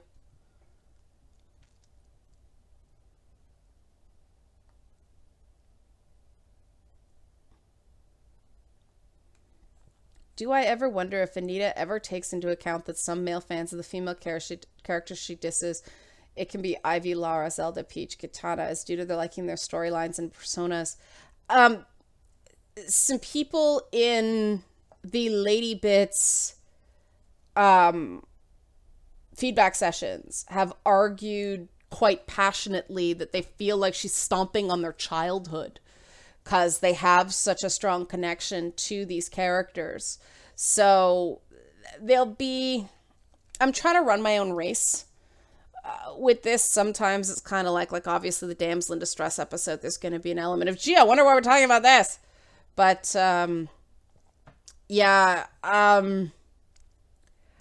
the form of analysis she uses that I deliberately reject is very much we don't care about your stinking intents on the part of male consumers of female-driven media.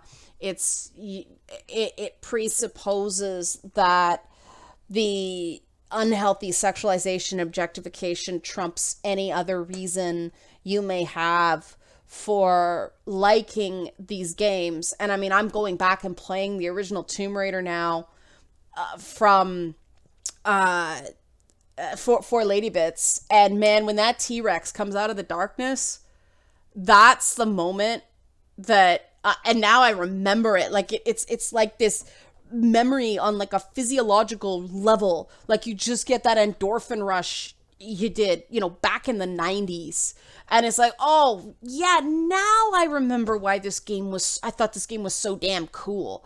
It was moments like that. And I definitely agree. I mean, I remember Katana. For me, I thought the coolest damn Mortal Kombat character, female character anyway, was Sindel.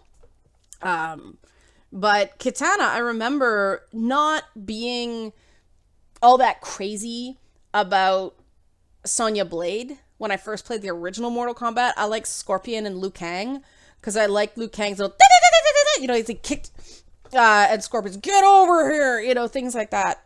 I thought they were cool. But and I remember the first time I saw Goro, I was just like, yeah, so awesome. But I really liked Kitana and Melina. I thought their designs were very exotic in a good way. They were mysterious and sort of that female ninja thing going on. And yeah, I don't know why. I mean, I think it was also that there's a big difference when it's the girl, the way Sonya Blade was, and when you have multiple characters of both genders to choose from, and then they can kind of all take on their own individual characteristics. And I thought that was awesome about, Mortal Kombat 2 and the subsequent Mortal Kombat games, even though, you realize now they were just palette swaps at the time, but it didn't matter. It was the idea of it. RPGs that are good power fantasies. I personally think Dragon Age Origins fits that bill. I don't know if you like the gameplay. Thank you. Happy Canada Day to you too, Mario. And Max Payne is very cool, Bryant. Oh, cool. So it was Sega Goblin Hero. I did remember that. Because I remember seeing on the back of the Sega Master System, and it was like this screenshot of Phantasy Star, and it was like these weird, they look like jellyfish. I think they were supposed to be space stations or whatever, but it was just one of those things of, I think that's cool. And I mean, I realized how far we've come. Back then, it was like maybe 3 games a year I could afford to buy, because games were $50 back then. They were much more expensive by 1980 standards than games are now. And so, I really had to pick and you used to be able to rent systems and rent games back in the day too. And like you go to Blockbuster and you rent a game and you spend the whole weekend playing this game because you have to take it back after 2 days. Yes, you could finish a video game in 2 days back then and no one complained because those were the ones you rented, or you rent them to sample them. And if you really like them, you can buy the whole game. And I think that's something they should bring back. You sample the game for like $5 or whatever a reasonable rental fee is. And if you like it, you can pay for the rest of the game. But I think that would definitely, since developers complain about doing demos now, I think that would be really good marketing for games, because it's very hard for people to get a sense of what a game is through trailers. We really haven't mastered game marketing yet. We're still borrowing from movies. So that's my idea. Nobody likes it because, but Let's Plays do it. But Let's Plays aren't the same. You can watch somebody play a game and it doesn't feel the same as you playing itself.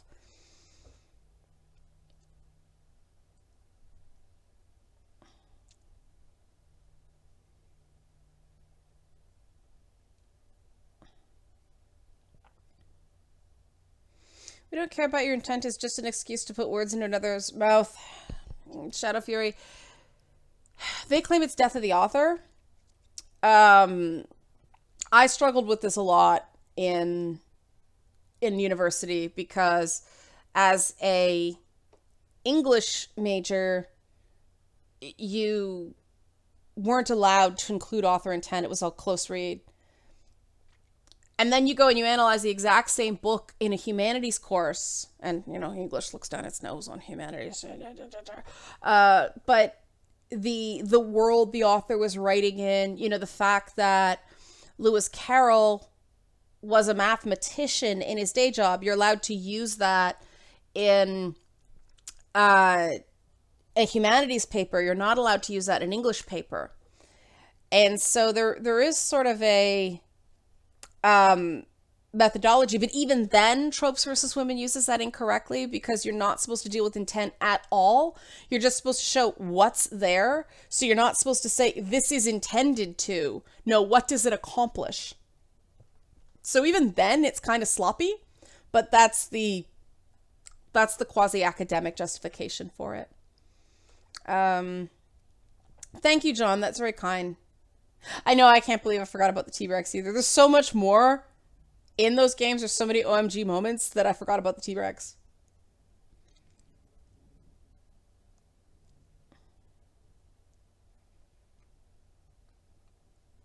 Sorry I've missed so many questions, guys. I got behind on the chat. I do apologize.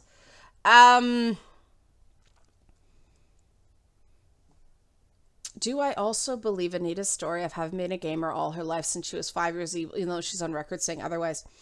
I think that she probably played Nintendo when she was a kid. Practically everybody did back then. And then, as many people did, they got older and started trying to conform.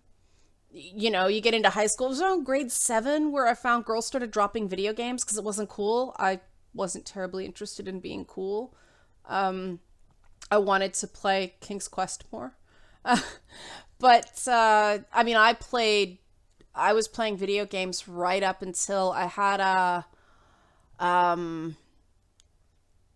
remember the original PlayStation. I played on that. So that was when I was senior high school. I dropped console gaming when I got into university because I just couldn't afford it, but I still had the old PC games that I tootled around on. I don't think, and this is no slight against Anita Sarkeesian. A lot of people fall out of games and then get back into them, but she certainly does seem to have a very Nintendo-centric, Nintendo from a particular time period look, and then there's this kind of massive leap where no games happened in her analysis, and then it's all modern stuff. And I don't think that's I think that's her perspective. That's what she's played. Fine, you can't mention every single game ever. It's been a real challenge with Lady Bits of trying to figure out how to maximize the number of games included and not leave anything out, but knowing you're gonna have to leave something out because these are, illustrative examples as opposed to a definitive list. And that was sort of my technical objection to those clip reels of, all these prostitutes in games, or all these women getting beat up or killed in games, or all these things. It's like, yeah, there's been so many games made over the course of decades that you can find enough to fill a 40-second clip reel and make it seem like it's a trend, but that's misleading. And it's so easy to unintentionally mislead with video. And that's why you have to be very careful to try to be the beginning of the conversation and not the end, like that illustrative example process that I'm trying to do. Like, that's why I don't want to come to any definitive conclusions. I'm going to present different viewpoints, because what I want to do is kind of open it up and then let people have the discussion themselves. And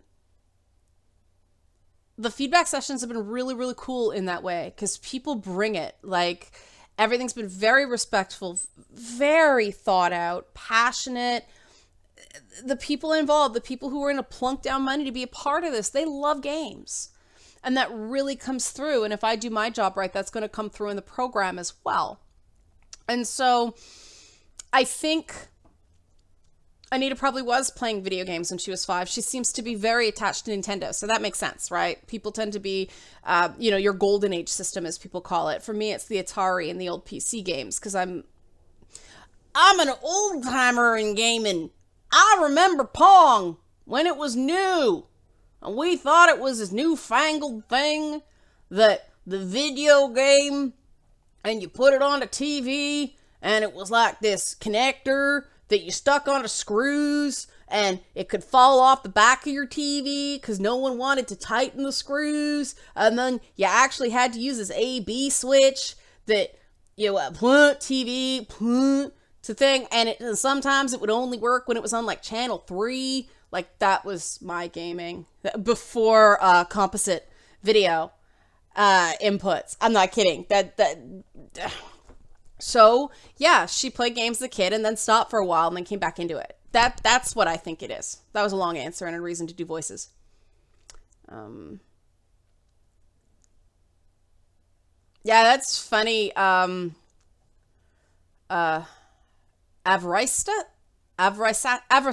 Okay, that one took me a bit.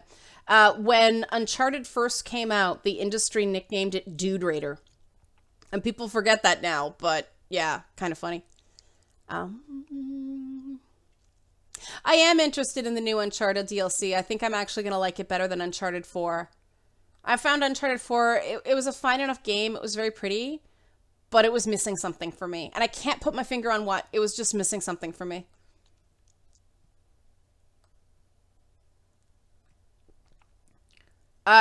If you're asking me if I watched a video, guys, assume no. I have had no time.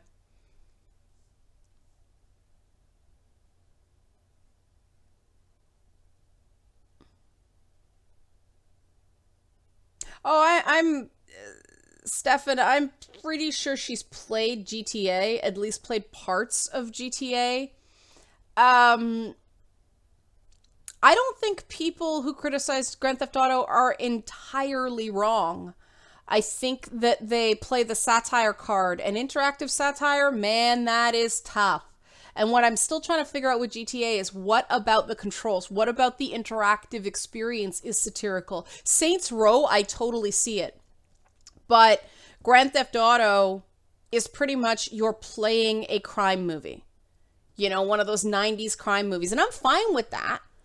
I don't have an issue with that. There's a market for that, clearly. I just don't quite buy the satire defense. I think there are elements of design in Grand Theft Auto that are actually quite lazy. But like I said, I'm more of a Saints Row fan, and I was saying I don't remember what I was saying this. It might have been the Ladybit stream, but I find the multiplayer in Grand Theft Auto 5 just a ton of fun. I had a really good time playing that. Because, people can help you then, and they've got better gear than you, and so it's a more enjoyable experience that way, and you can just kind of fart around. It was a really good experience. So, Grand Theft Auto 5, the base game, I cannot complete it. I have that trouble with Grand Theft Auto games in general. I just get very bored. The story never clicks with me, and that's just me. But I finished L.A. Noire. So I guess there's just an element of romanticism that I like, that I need to enjoy a game that just is not there in Grand Theft Auto. It's all very cynical. So, and that's just personal. I'm not saying it's a bad game. I'm just saying that that's just me.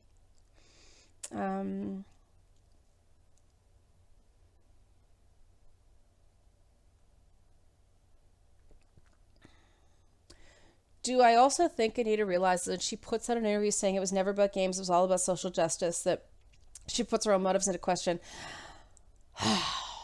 Yeah, that line. I don't know what she realizes. That to me seemed like a pivot, because now she wants to be online John Oliver. And so people tend to do that when it's like, oh, this is the new hotness. We don't talk about the old shit. We talk about the new hotness, that I am capable of doing this. I'm not just the game chick. It's like, hi guys, I've been here for a minute. I've actually been here. I think that's what she was trying to do, and didn't think that yes, it absolutely did play into that narrative that she did have an agenda. Yeah, I don't know that she especially cares. I don't know that her motives, I don't think her career, I don't think her company is that crafted. Like, I don't see the planning. I don't see the production. I mean, she's not an experienced media producer, and you can tell. And that's part of the issue. She needs someone who is an experienced media producer. Instead, who they hire are more academics with the right philosophies as far as they're concerned, instead of people who can actually go, no, okay, if you're gonna do this, this is how we do this. Okay? Just saying. That's my thought.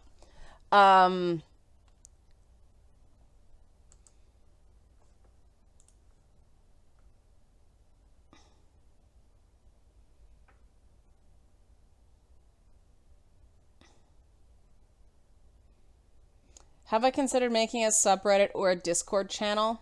The thing about, I am really not familiar with Discord. I only use Discord to play Grand Theft Auto online.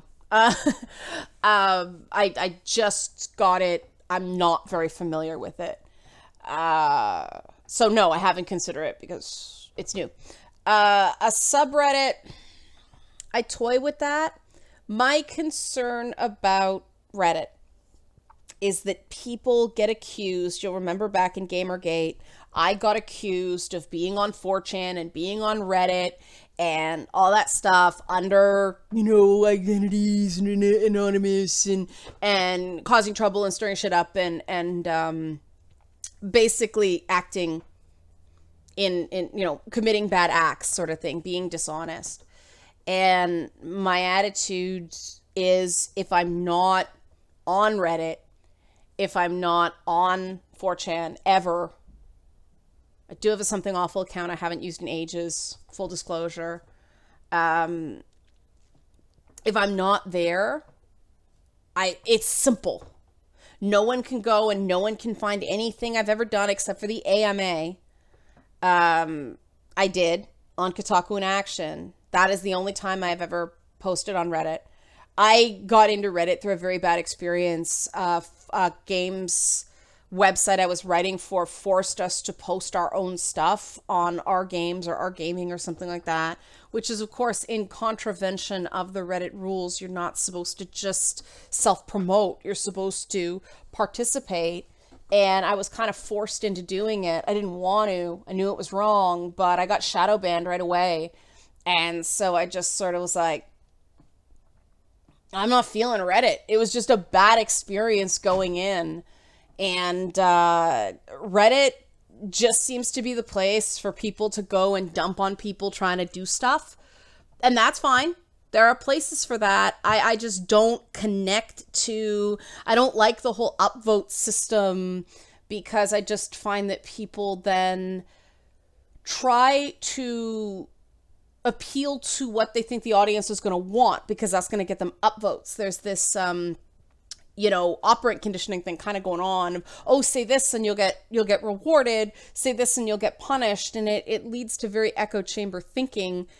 If there was a way to properly moderate it, and I couldn't do it, that's the other thing. I'd have to really trust the moderators, and I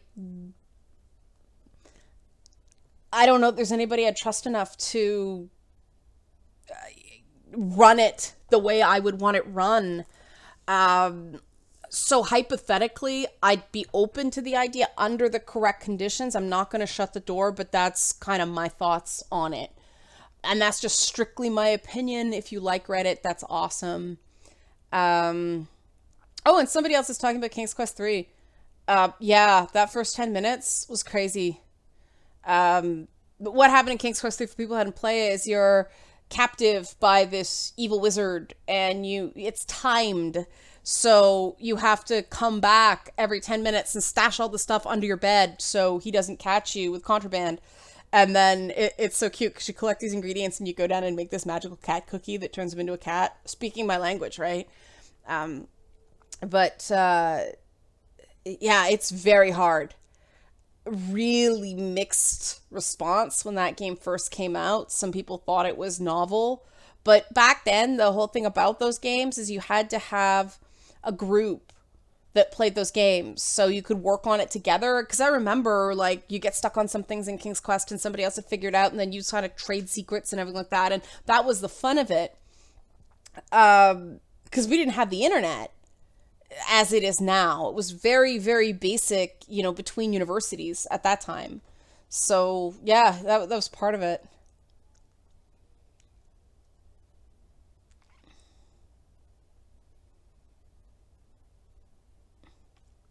Yeah, CK, you'll notice I'm backing the time up more and more. They're going later and later. So I am going to try a 5 o'clock and a 7 o'clock Eastern time. So hopefully you'll be able to make those. I was trying to do some of the earlier ones based on the surveys when people who were interested in those topics were most available. But yeah, it's getting later and later. So there will be evening ones for people who have that issue.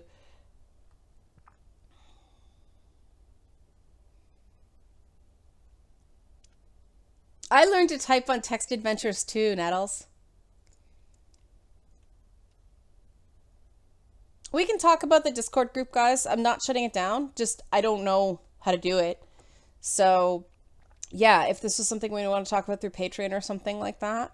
Um, oh, geez, Viennicus. I did that. I had maps posted to the wall for those games. I would draw each square. Go play Medal of Honor. Enjoy. We should probably wrap. It's been 2 hours. Um, oh, wow, full throttle. Um, an LB? Oh, okay. Marine from Full Throttle. I'll write that down.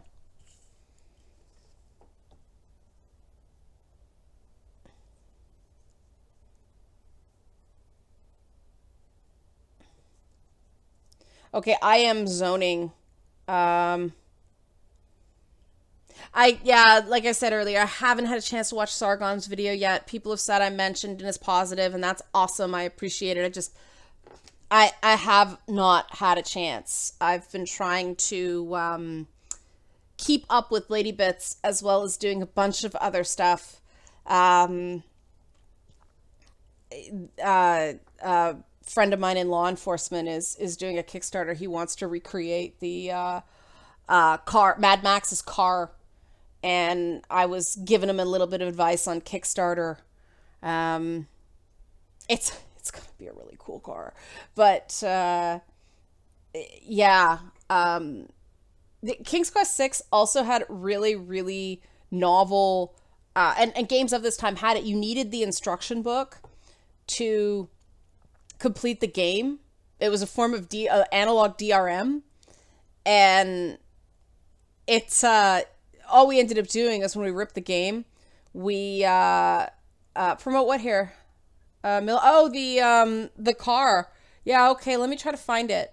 But yeah, you needed the instruction book for King's Quest 6, but what did we end up doing? We did this for Quest for Glory 4 too. We just photocopied the instruction book. But I guess that cut down on the number of games we were giving out, although the discs, the floppy discs itself, were probably more expensive than the instruction book. So I don't know. It was their way of trying to prevent piracy back in the day. That's how long they've been trying to crack that down. Um, Here is the Kickstarter project here. I edited the video for him. Yeah, exactly. Enter the second word on the third paragraph. Oh, okay. So I will send this out. Here's the edit error. Why can't I? I had that up. Excuse me. Connection for My Little Pony. I will have to turn on some settings to make that work. Let's try this. So this is the link to the crowdfund right there. If you want to have a look, it's going to be pretty cool. You'll see the car, the old Ford Torino he's basing it on at the beginning with the prop blower on the top, and then what it's going to look like at the end, and then a couple of work in progress things. You'll see how much he cut off the front end. It is crazy, the stuff that he is doing with this car. This is way cooler than the Forza Porsche to me, because it's one of these things of this is just so mental that I love it. I don't know who Noelle Plum is, but I would. Time to Japan. So let me find this My Little Pony thing. Is it the movie teaser trailer? 2017, is that right? Let me pull it up here. Oh, that's an ad. Okay. Well, get past this. And I'll have to turn the sound on. Great. Okay. What is this? What is this? Okay, here we go. Finally got it teed up. You guys probably couldn't hear any of that. So, is the Leisure Suit Larry remake disappointing? That's too bad. Okay, let me turn on the desktop audio. There we go. And, not the teaser. Which trailer is 2 minutes, 24 seconds long. No, this is the wrong one then.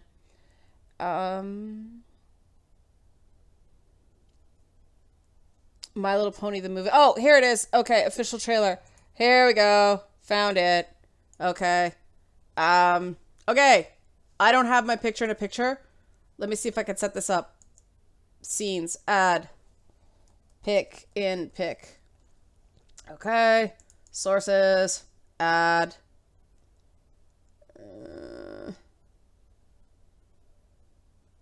Media source. Big. Okay. I don't want cancel. Don't want that.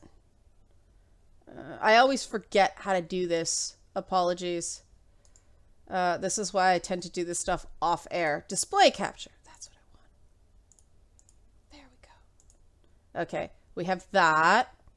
And then add audio input, audio input, audio input, video capture device, not existing webcam. Okay. And now I can shrinky dink myself down. Oh, that cropped instead of, whoopsie. There's my head. And we can shrink. All right. Here I be. Okay. So that looks right. Yeah. Here, let me switch back to,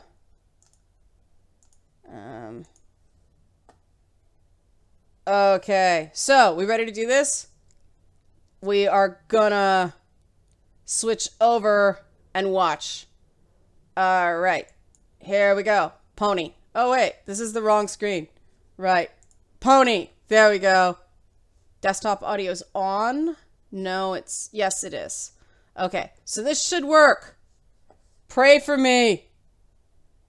I have to pull this over so you guys, I can still see you nice peoples. Now I know how to actually have the chat going while I do these things. That's handy. All right. Here we go. on the fly live react to My Little Pony. Play.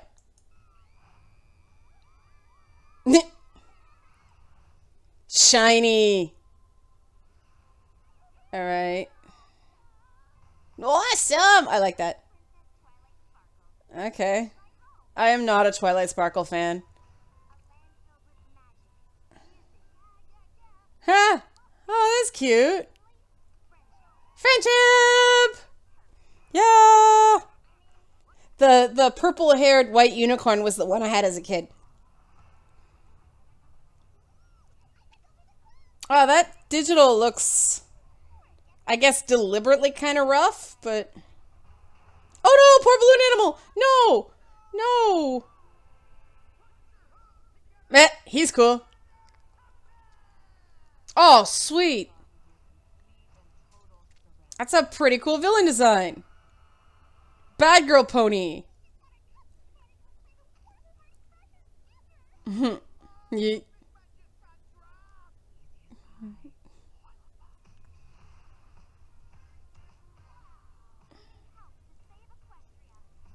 Oh, is that the sea ponies? I love the sea ponies. Shooby-doo, shoop-shoopy-doo.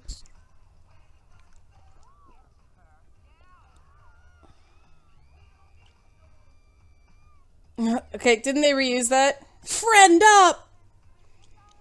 Oh, the bronies are gonna be so happy. Am I wrong in thinking that the villain broken unicorn lady is kind of hot? This looks cute! Rainbow Dash! Yay!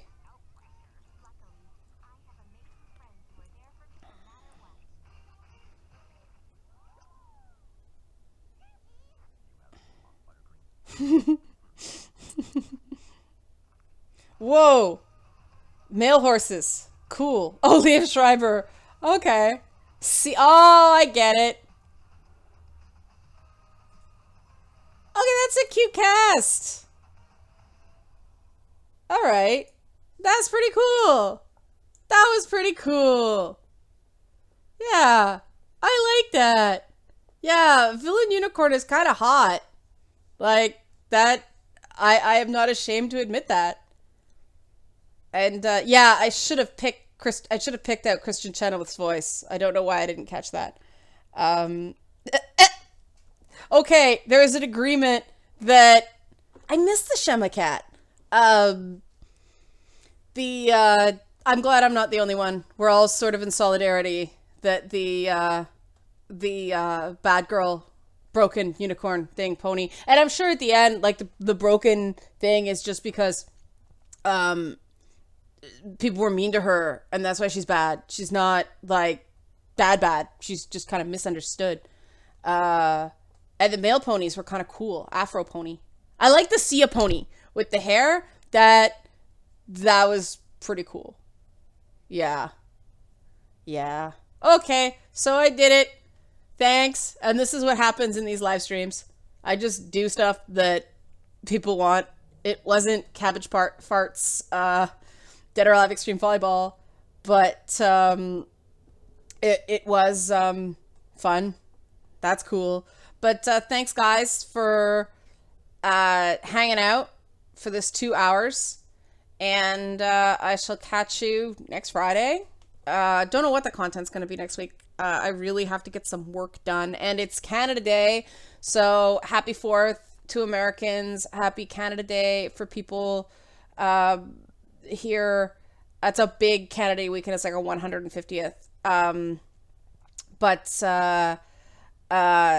whatever in the UK and Europe, whatever you're celebrating this weekend, happy weekend.